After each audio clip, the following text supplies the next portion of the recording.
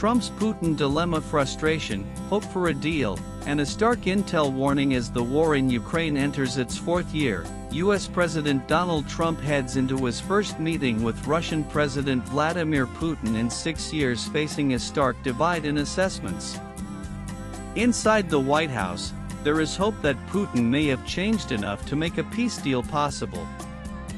But the U.S. intelligence community remains convinced that the Kremlin's war aims are largely the same, and warns that any deal on Putin's terms could lock in Russian gains and set the stage for renewed aggression. According to a CNN report citing U.S. and European officials, Trump's questions to aides and allied leaders in recent months "What's changed about Putin?" reflect both his growing frustration with Moscow and a belief that the upcoming Alaska summit on Friday could produce an opening. Trump has often highlighted his very good relationship with Putin during his first term. But in recent months, his private language about the Russian leader has shifted sharply. People familiar with internal discussions told CNN that Trump has grown impatient with Moscow's rejection of ceasefire proposals and with what his envoy, Steve Witkoff, described as the Kremlin tapping us alone. The change has been visible in closed-door meetings, where, according to sources cited by the outlet, Trump began using frequent expletives when referring to Putin. One person present at a meeting between Trump and a European leader told CNN, his anger was palpable. Inside the administration, there are some signs of optimism. Sources told CNN that some officials believe Putin's short-term objectives may have shifted, for instance, an openness to consolidating current territorial gains and prioritizing economic deals. This underpins Trump's hope that the Alaska summit could lead to progress, but U.S. intelligence agencies, CNN reported, see the situation very differently. They assess that Putin. One person familiar with recent assessments told CNN Putin thinks he is winning, so he has no reason to bend. He might as well pocket the wins he has now and then make another run to take more later. The planned summit, on American soil and without Ukrainian President Volodymyr Zelensky present, has prompted concern among some European and Ukrainian officials. A European diplomat told CNN Russia is offering to stop the war if they get everything they have always wanted, including their most maximalist demands that would not be a deal, it would be a submission. Others, however, believe Trump's personal style and recent policy shifts might position him to achieve what other leaders have not.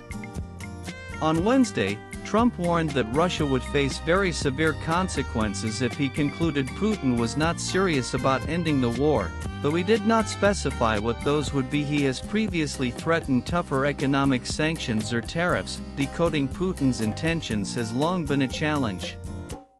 A former KGB officer with a small circle of trusted advisors, the Russian leader is considered by U.S. agencies to be a hard target, difficult to penetrate through traditional intelligence gathering. CNN noted that while the U.S. has at times gained advance insight into Putin's plans, such as the decision to invade Ukraine in 2022, his daily decision-making remains opaque. During the pandemic, Putin's prolonged isolation further narrowed his contacts, with hardliners gaining influence as technocrats lost access. Despite past skepticism of U.S. intelligence assessments on Russia, Trump is entering the Alaska summit convinced that personal rapport and instinct can deliver results.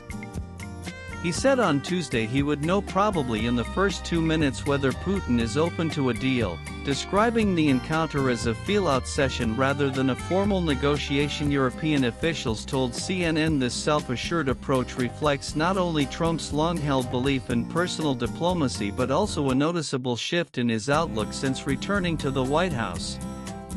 Europeans say the one who changed is Trump. Now Europeans say he finally gets it that Putin is a murderous leader. One U.S. official said, they argue months of frustration over stalled talks and Russia's battlefield escalation have sharpened Trump's tone, without dulling his belief that a personal read on Putin could unlock progress. According to CNN, some of Trump's advisors have suggested that Putin's behavior since their last meeting in 2019 may have been shaped by the pandemic, when he rarely left his residence outside Moscow and required visitors to undergo lengthy quarantines.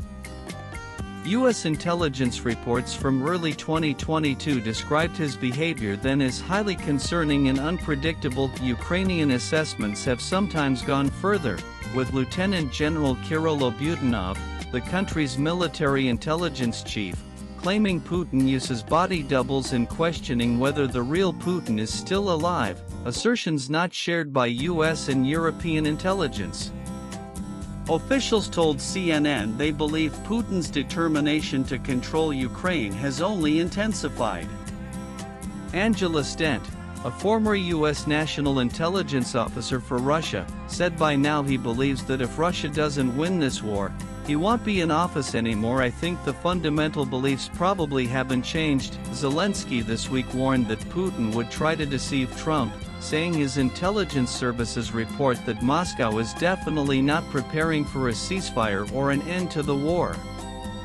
While Trump has reassured European leaders that Ukrainian territory is not for him to negotiate, the administration's focus on territorial exchange suggests some may underestimate the ideological nature of Putin's ambitions. Former U.S. Ambassador to Russia Michael McFaul told CNN he is not a transactional leader. A person with that mindset is hard to negotiate with. Swipe left for next video. Trump approaches the Alaska summit frustrated with Putin, yet hopeful for a breakthrough. U.S. intelligence agencies, however, see little sign the Kremlin's long-standing objectives have shifted, and warn that any premature deal could end up serving Moscow's interests more than Wa.